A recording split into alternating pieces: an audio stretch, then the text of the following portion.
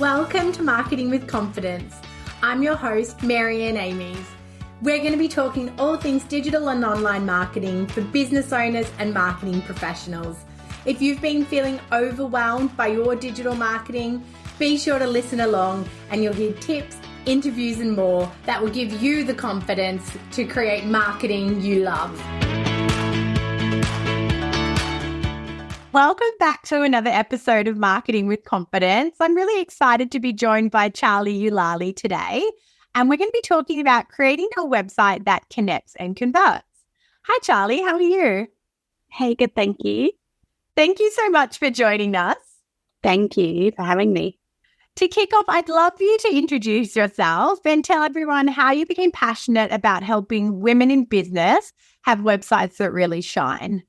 Yeah, so my name's Charlee and I run my creative agency, Ella Jones Design. I've worked for the past 8 years in marketing for agencies, for big e-commerce brands and for government. And throughout that time, I really saw there was a lot of small businesses, especially female-based businesses, that were kind of falling through the cracks, when they went to work with big agencies to get their website designed. So it's something that I became really passionate about. I love designing. I also have a very analytical mind, so I love coding and development side as well. And then I also have, my background in marketing. So I kind of merged all those things together into what I do now. Oh, fantastic. That's great to have those different sides to yourself. I find sometimes with web development, especially, I can find someone that's really technically good, but they don't really have a marketing mindset. And then sometimes I find people that, have an amazing kind of marketing approach to websites, but then they fall over when they need to fix anything. Yeah, exactly. Yeah, I love merging all those things together and making something that, converts, but also looks really beautiful as well. That's fantastic. Well, before we dive in, I'm going to ask you a couple of questions to get to know you better. So they're on some of my favorite topics. Coffee or wine? Definitely coffee. I don't actually drink alcohol, but yeah, I drink a lot of coffee. Yes, it's I'm always, I shouldn't say confused. I find it interesting when people say they don't drink coffee. I think it's become so much a part of our culture that, when someone says, I don't drink, I'm more shocked by someone that doesn't drink coffee than doesn't drink alcohol, let's just say. Yes. Yeah, I could not function without coffee. I don't know how people do it. Yeah, exactly. What about reading? Do you like to read for pleasure or for development? Mostly for pleasure. I haven't been reading much since I had kids. Yes. It's hard to find a second, but I just started the new book, It Ends With Us. Yes. I know the movie's going to be coming out soon, so I wanted to read the book first. Perfect. I've read that book. It's an easy read, I think it draws you in and it sort of has a good pace to it as well. But yeah, I'm really looking forward to I'm a big Blake Lively fan as well, so I'm looking forward to the movie. Yeah, it looks really good. And then what about beach or bush? Definitely beach. I love warmth and sun and you were telling me you live up in Queensland, so that makes perfect sense. Yeah. I grew up in the bush in Tasmania, actually. Oh, wow. So moved up to Brisbane for the sunshine and never looked back. Yeah. Oh, awesome. And then finally, I guess, what you prefer more or where we find you more, Instagram or LinkedIn? Definitely Instagram. I'm mostly, on my stories there and in my DMs talking to people. So yeah, I'm very connected on there. And fantastic. Awesome. Well, thank you. So to dive in, I guess, bit of a controversial one. Do you think that everyone needs a website? And I guess, what are your thoughts on just using social media instead? Yeah, it's a big topic. And most of the time, I would say that a website is needed, especially if you do have, a business that you are wanting to grow and that you have certain goals for. It is a good starting point, social media, to start, those conversations, start that kind of brand awareness. But if you do want to be selling, services or products, a website really is needed. social media, while it can do those things, it's, one, a lot of admin on your behalf, messaging people, sending them information. But two, it's also a trust thing. A lot of people aren't going to be wanting to purchase something over DMs. They want you to have a professional checkout where, they know their client details are going to be safe. Especially if you have a high ticket offer, it's very important to kind of build that trust with your customers as well. But yeah, as I said, if you're starting out and just in that brand awareness phase, then social media is fine. But once you're kind of having transactions take place, it's best to have a website. Yeah. Yeah, it's a really interesting, it's completely logical point of view. I think whenever I am asked this, I always go at it with the, what if Instagram was deleted tomorrow?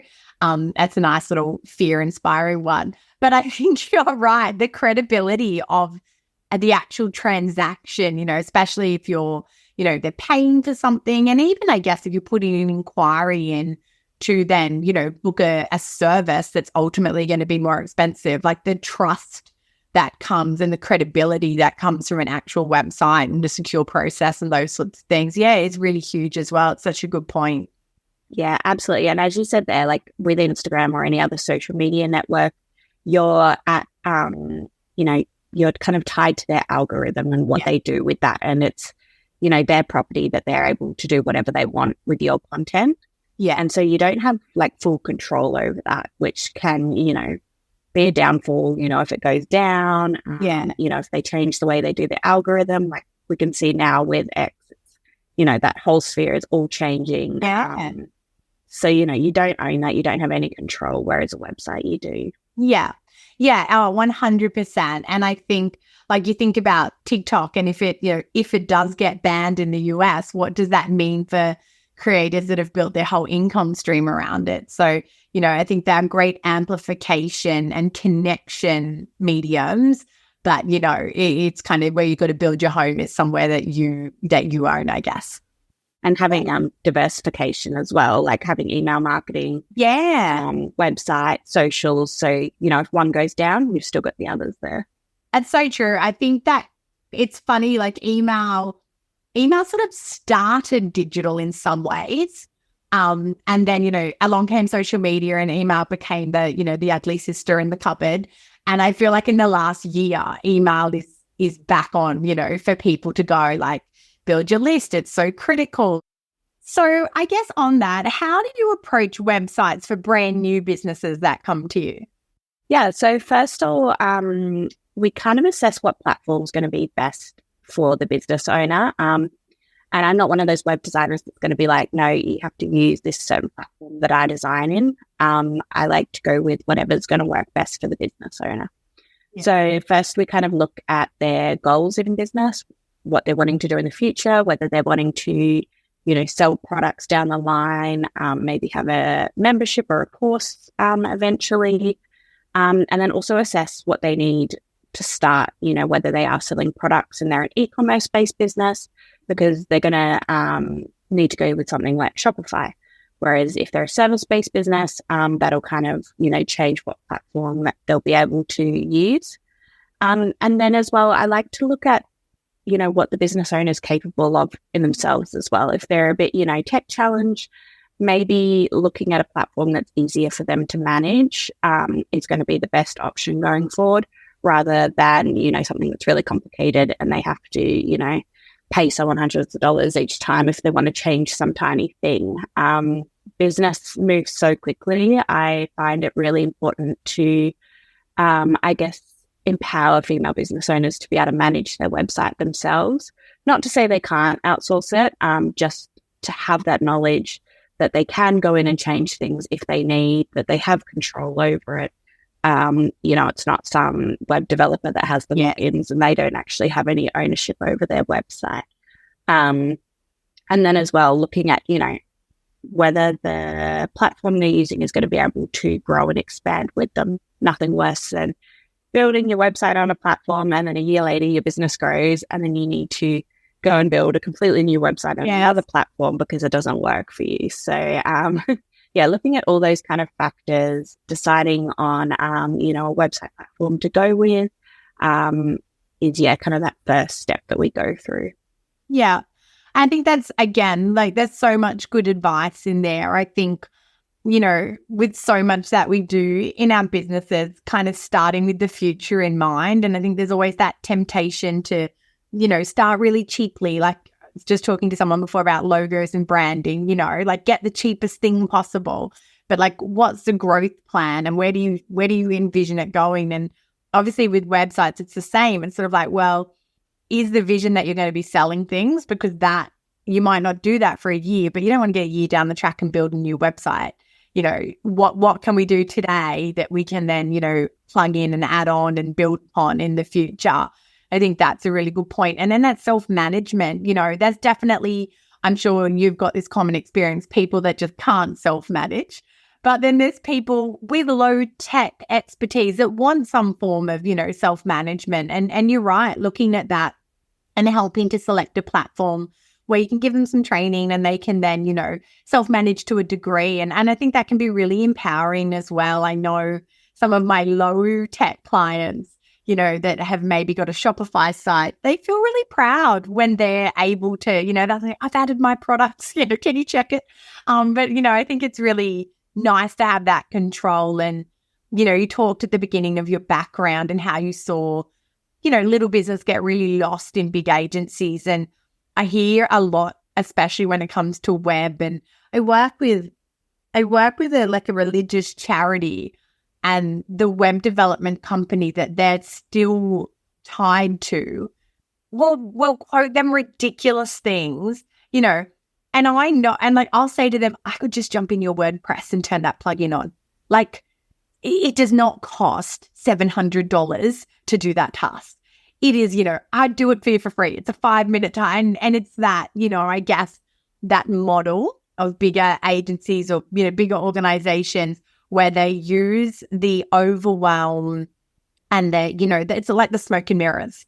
Like websites are so complicated. Oh, it's so technical. Oh, you could break something. And they kind of use that to hold it over small business owners to think that they have to pay these exorbitant fees to have things done to their site. And I think it's, you know, those points that you make are so great to kind of ask those questions up front, to talk to the person developing your website about, you know, the level of involvement you want to have in the future and what, you know, your confidence is in that. I think they're really, really good points. Yeah. And, you know, as you said, like, I find some big agencies and some developers hold people's websites ransomed, so they don't give them the logins. They don't give them any ability to get into the back end of their website. Yeah. And I'm just like horrified. I'm like, how could you do that to someone when they've, you know, paid you money? Yeah. I'm exactly aligned with you on that. You know, and again, it's usually through that fear mongering or when they give you their login and you go in and you're like, you don't actually have access to do anything. Like this login is silly. You're an editor or you're like a viewer. Like you can't do anything. And yeah, when people say like, will I own my website at the end? It's like, oh, well, I don't want to own it. Of course you will. But again, I think that's just that. There's a whole different meaning to the word agency. And you know, some of that is just really based on, I guess, profit before people. And, you know, that's why it's great that there's people like you out there that actually do care and you know, want to find that solution for someone and, you know, have a fair exchange of value for money, but not then, you know, hold them to ransom for the rest of their business life. Yeah. And it's very attractive, those big agencies. They'll say they've worked with, you know, big brands like Coca-Cola or, you know, whatever.